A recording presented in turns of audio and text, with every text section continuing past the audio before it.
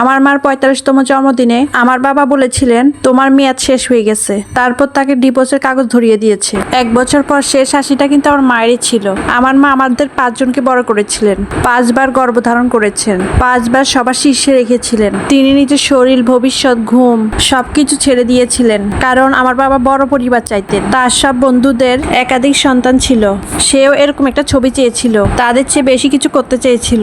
আমার মা তাকে সেটাই দিয়েছিল। তার ৪৫তম জন্মদিনে আমরা একটা ছোট্ট পার্টি আয়োজন করেছি। খুব জাঁকজমক কিছুই না, শুধু পরিবার, ঘরে বানানো খাবার আর একটা ছোট্ট কেক। বাবা মা পাশে এসে দাঁড়ালেন, সামনে একটা সুন্দর একটা ফিতা ছিল।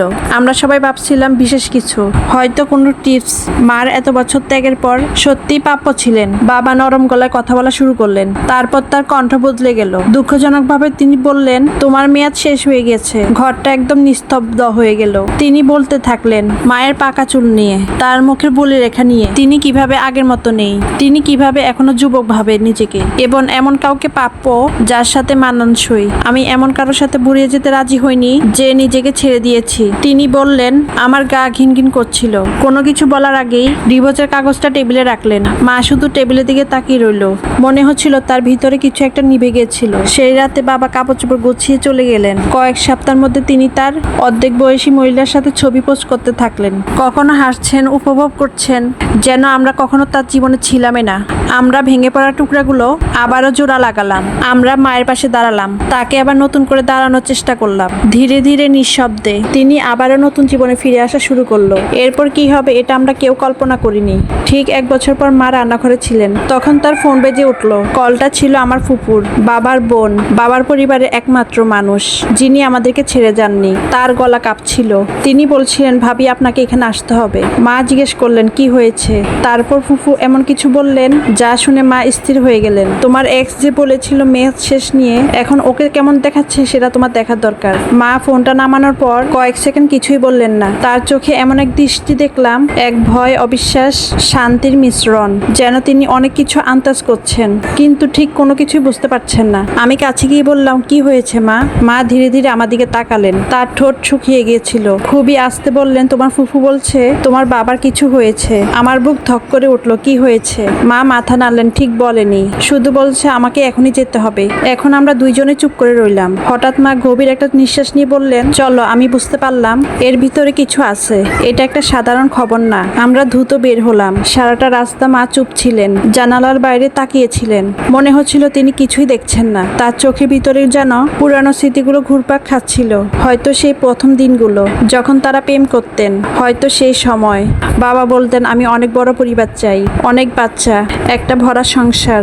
হয়তো সেই দিনগুলো যখন মা রাত জেগে আমাদেরকে দেখাশোনা করতেন, বাবা ঘুমাতেন নিশ্চিন্তে। আমি চুপ করেছিলাম, জানি এই মুহূর্তে কিছু বলা ঠিক হবে না। আমরা যখন ফুপুর বাসার সামনে পৌঁছালাম তখন বিকাল প্রায় শেষ। আকাশটা অদ্ভুত রং ধারণ করেছে, যেন কিছু একটা ঘটতে যাচ্ছে। দরজা খুললেন ফুফু। তার চোখ লাল, মুখটা খুবই ক্লান্ত। মাকে তিনি এগিয়ে এসে জড়িয়ে ধরলেন। ফুফু বলতেছে, তুমি এসেছো? মা ফুফুকে বললেন, কি হয়েছে? ফুফু একটু ভিতরে সরে গিয়ে আমাদের সবাইকে ডাকলেন। ফুফুর মুখে এমন একটা ভাব চলে আসলো, আগে কখনো দেখিনি এরকম। আমরা ড্রয়িং রুমে ঢুকলাম। ঢুকার পর আমি স্থির হয়ে গেলাম। সোফার এক কোনায় বসেছিল একজন মানুষ, চেনা অথবা অচেনা। সে আমার বাবা।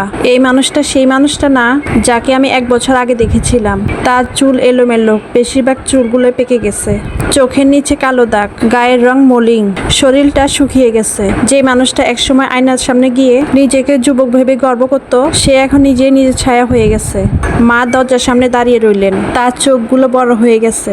কিছুক্ষণ কেউ কিছু বলল না। বাবা ধীরে মাথা তুললেন। তার চোখে এমন একটা দৃষ্টি যার অহংকার নেই, আত্মবিশ্বাস নেই, শুধু ক্লান্তি আর ভাঙন। তিনি মায়ের দিকে তাকালেন। তার ঠোঁট কাঁপলো। কায়লা, মায়ের মুখ শক্ত হয়ে গেল।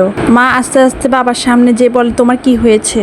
তার গলায় কোনো আবেগ নেই। ফুফু পাশে দাঁড়িয়ে বললেন, ওর সাথে যে মেয়েটা ছিল সে তাকে ছেড়ে চলে গেছে। আমি অবাক হয়ে তাকালাম। ফুফু বললেন, ওর যত টাকা সম্পদ ছিল সব নিয়ে গেছে। আর কিছু রেখে যায়নি। বাবা মাথা নিচু করলেন। বাবা বলতে লাগলো, আমি বুঝিনি, আমি জানতাম সে আমাকে অনেক ভালোবাসে। মা কিছু বললেন না। ফুফু আবার বললেন, শুধু তাই না, ওর ব্যবসাটাও ডুবে গেছে, অনেক ঋণ হয়েছে, ঘরটা বাড়ি হয়ে গেল। আমি বাবার দিকে তাকালাম।